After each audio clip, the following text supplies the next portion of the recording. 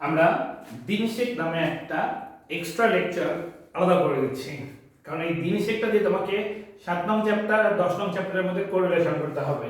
ঠিক আছে? আচ্ছা, তোমরা ম্যাট্রিকের বইয়ে এরকম একটা ভ্রূণথলি গ্রহণ করেছো। সেই ভ্রূণথলি গ্রহণ হয় কোথায়? স্ত্রী গ্যামিটোফাইট। স্ত্রী মানে হচ্ছে স্ত্রী, গ্যামিট মানে জননকোষ, আর ফাইট মানে তৈরি করার প্রক্রিয়া। তাই এখানে একটা ভ্রূণথলি আসে। এখানে কয় নিউক্লিয়াস থাকে এরকম দেখো, 3টা নিউক্লিয়াস থাকে। এর নাম হচ্ছে ডিম্বক রন্ধ্র।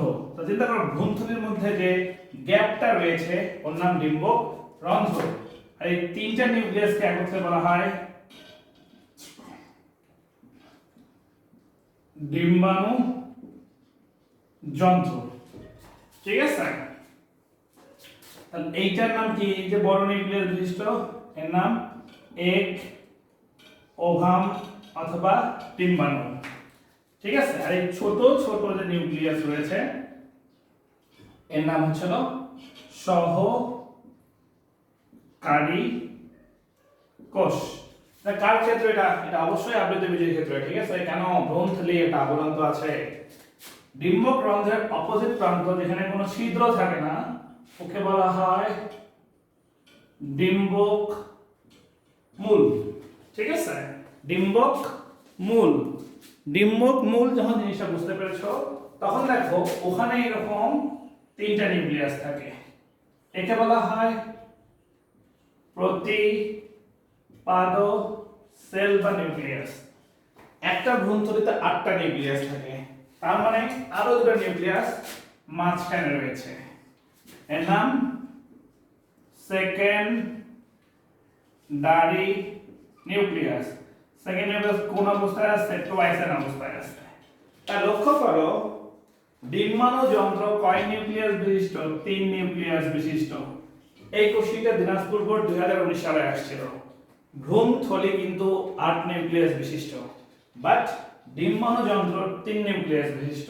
এই জিনিসটা ভালো করে মনে রাখবা। ঠিক আছে? এটা কার গঠন গেল? এটা স্ত্রী গ্যামেটোফাইটের গঠন গেল, অর্থাৎ আমার যে ডিম্বাণু ছিল সেই ডিম্বাণুটা তৈরি হলো। ঠিক আছে? এখন চিন্তা করো পুং গ্যামেটোফাইট মানে হচ্ছে পরাগরেণু গঠন।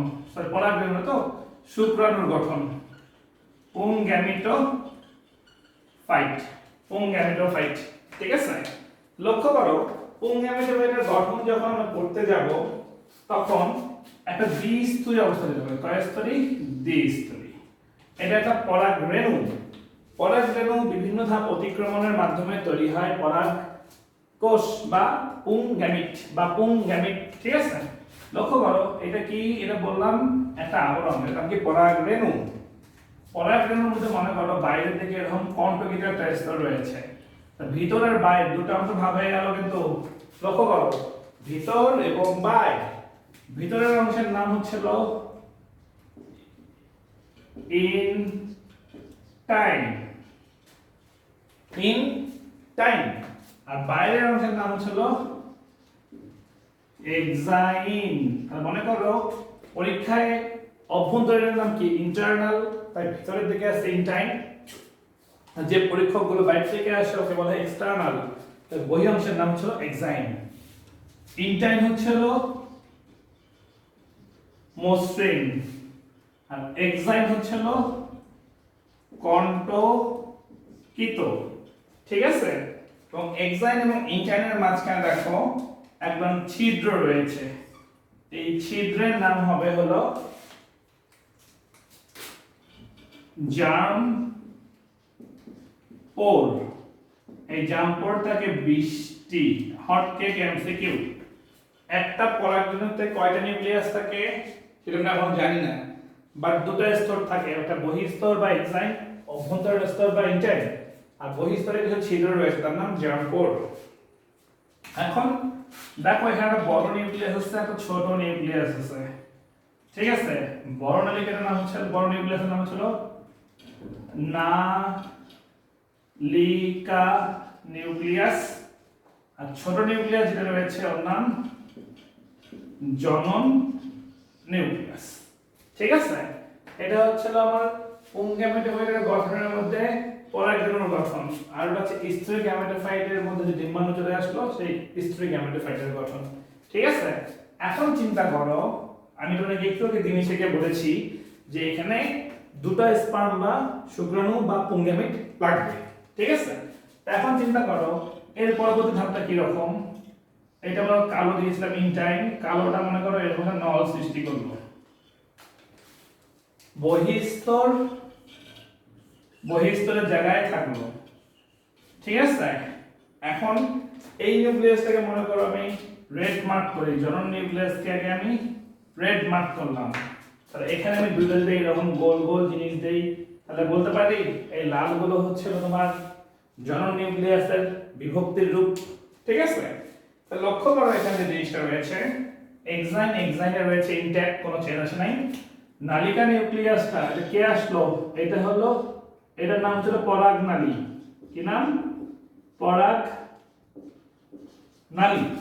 পরাগ নালী, পরাগ নালী কার সমন্বয়ে গঠিত? পরাগ নালী ইনটাইন আর প্লাস নালিকা নিউক্লিয়াস মিলে গঠন করলো। পরাগ নালিকার গঠনে কে আসছে? ইনটাইন এবং নালিকা নিউক্লিয়াস, এবং এই যে জনন নিউক্লিয়াস তৈরি করছে দুটি স্পার্ম বা পুংগ্যামিট। তাহলে একটা কোষ থেকে দুটো কোষ তৈরি হয়েছে, তাহলে জনন নিউক্লিয়াস থেকে জনন কোষ তৈরি হয়েছে মাইটোসিস নামক কোষ বিভাজন। ঠিক আছে, এই জিনিসটা ফোকাস করে রাখো, খাতার মধ্যে আট করবা। ঠিক আছে, এখন এই পরাগ নালিকা আগাইতে পুংগ্যামিট এসে স্ত্রী গ্যামিটকে নিষিক্ত করবে। ঠিক আছে, এই জিনিসটাকে আমরা মিশাই দিয়ে এখন দেখো জিনিসটা কিছু সামারি করে দেই।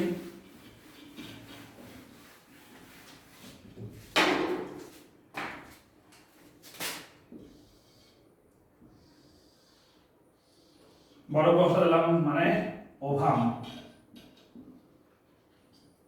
এখানে কি ছিল? Secondary nucleus. কি অবস্থা ছিল? ট্রাইসেন অবস্থায় ছিল। আর এখানে ওভাম কি অবস্থা ছিল? এন অবস্থায় ছিল। ঠিক আছে, আমাদের পরের টপিক হচ্ছে দ্বিনিষেক।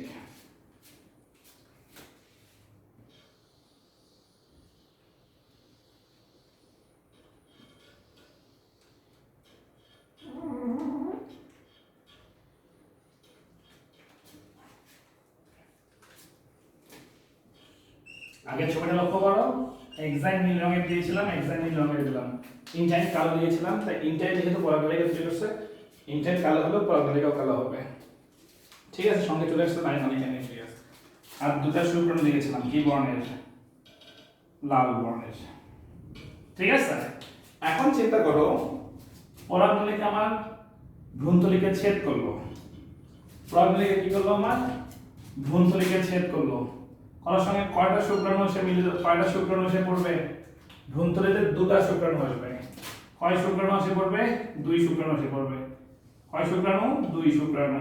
ঠিক আছে, লক্ষ্য করো আমার ভ্রূণথলিতে প্রবেশ করছে দুটো শুক্রাণু, তাহলে বলতে পারি এটা হচ্ছিল মনে করো স্পার্ম 1, এটা sperm 2, sperm 1 and sperm 2।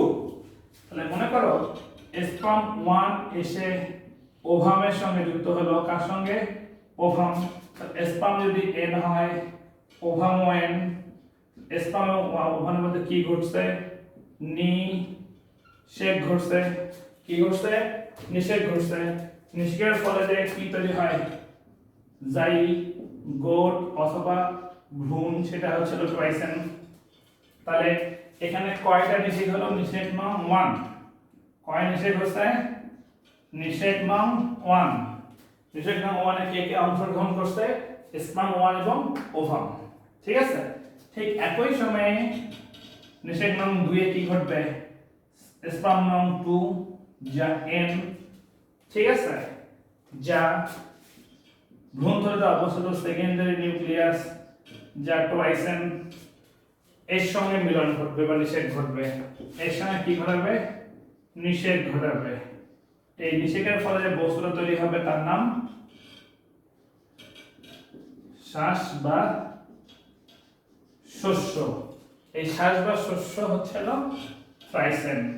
Botany বই খুঁজলেও থ্রাইসেন আর কোনো বস্তু পাবো না, শুধু এই শ্বাস বা শস্য, এর ইংলিশ নাম এন্ডোস্পার্ম এবং বাংলা হচ্ছে ভ্রূণ পোষক টিস্যু। তা লক্ষ্য করো তো এই কি ঘটনা ঘটলো, একই সময়ে দুটো শুক্রাণু কর্তৃক একটি ডিম্বাণুকে নিষিক্ত করার মাধ্যমে জাইগোট তৈরি হওয়া এবং একই সময়ে অপর একটি শুক্রাণু কর্তৃক সেকেন্ডারি নিউক্লিয়াসকে নিষেধ করে শস্য বা শ্বাস তৈরি করা। কয় নিষেধ হলো, তাহলে দেখো সেখানে নিষেধ কয়টা, দুই নিষেক, দুই নিষেক। এই দুই নিষেকের একটা থেকে তৈরি হয় জাইগোট, যা ভ্রূণ আকারে বৃদ্ধিপ্রাপ্ত হয়, এবং আরেকটি থেকে তৈরি হয় শ্বাস বা শস্য বা এন্ডোস্পার্ম, যা ওই ভ্রূণকে পুষ্টি প্রদান করে। অর্থাৎ একই সময়ে দুটো শুক্রাণু কর্তৃক একটা সেকেন্ডারি নিউক্লিয়াস এবং একটি ডিম্বাণুর মিলনকে বলা হয় দ্বিনিষেক, যা গুপ্তবীজ বা আবৃতবীজ উদ্ভিদের অনন্য বৈশিষ্ট্য। তাহলে নগ্নবীজ উদ্ভিদে কি হবে না, দ্বিনিষেক হবে না। দ্বিনিষেক যদি না হয় তাহলে কি হবে, শ্বাস তৈরি হবে। কেন হবে সেটা এখন দেখাবো, বাট এতটুকু মনে রাখো, এফেড্রা নামে একটি নগ্নবীজ উদ্ভিদ রয়েছে যেখানে দ্বিনিষেক সংঘটিত হয়। ঠিক আছে, আচ্ছা এটা মুছে দিলেই হয়ে যাবে। আমার মনে করো এটা মেগাস্পোরোফিল, এটা মেগাস্পোরোফিল, বড় বড় পাতা। এখানে কে রয়েছে, এখানে মনে করো একটি ডিম্বাণু রয়েছে। কি রয়েছে, একটি ডিম্বাণু রয়েছে। এখানে কোনো সেকেন্ডারি নিউক্লিয়াস নাই, সেকেন্ডারি নিউক্লিয়াস নাই। তাহলে স্পার্ম 1 এসে কাকে নিষিক্ত করবে, ওভামকে নিষিক্ত করবে। তাহলে এই ফর্মুলার ক্ষেত্রে যেহেতু সেকেন্ডারি নিউক্লিয়াস নাই, তাই পরের নিষেকটা ঘটার কোনো চান্স নাই। তো এইখানে কি ঘটছে, এখানে চিন্তা করো সেকেন্ডারি নিউক্লিয়াস না থাকায় শুধু ওভাম থাকার কারণে স্পার্ম 1 ওভামকে নিষিক্ত করে জাইগোট তৈরি করতে পারছে। ঠিক আছে, তাহলে রেস্টে কে থাকে, রেস্টে থাকে হচ্ছে স্পার্ম 2। স্পার্ম 2 কি নিষেধ করার জন্য কাউকে পায়, পায় না, তাই সে নষ্ট হয়ে যায়। নষ্ট হয় কোন কন্ডিশনে, এন কন্ডিশনে। নষ্ট হয়ে কাকে খাবার দেয়, ভ্রূণকে খাবার দেয়। তাই স্পার্ম 2 টার নাম হচ্ছে হলো কি, হ্যাপ্লয়েড কোষ। কেন হ্যাপ্লয়েড কোষ, স্পার্ম 2 এন অবস্থায় আছে, ও যেহেতু কাউকে নিষিক্ত করতে পারবে না, অর্থাৎ এরা নষ্ট হয়ে যাবে। কি অবস্থায়, হ্যাপ্লয়েড অবস্থায়। ওই কাকে করবে, ভ্রূণকে পুষ্টি প্রদান করবে। অর্থাৎ দেখো এখানে দ্বিনিষেক হয় না নগ্নবীজিতে, দ্বিনিষেক না হওয়া সত্ত্বেও ভ্রূণ তৈরি তো হবেই। ভ্রূণ দ্বিনিষেক না হওয়া সত্ত্বেও কিন্তু এন্ডোস্পার্ম বা শস্য বা শ্বাস তৈরি হয়, এবং এই শ্বাসটা হ্যাপ্লয়েড, যা তৈরি হওয়ার জন্য কোনো নিষেকের প্রয়োজন হয় না, অর্থাৎ নিষেকের আগেই তৈরি হয়ে যায়। এই হচ্ছে আমাদের নগ্নবীজি এবং আবৃতবীজির পার্থক্য এবং উন্নত শ্রেণীর বৈশিষ্ট্য এবং নিম্ন শ্রেণীর বৈশিষ্ট্য। তোমরা বাকিটুকু শীটটা দেখে দেখে মেকআপ করে নিও। ধন্যবাদ।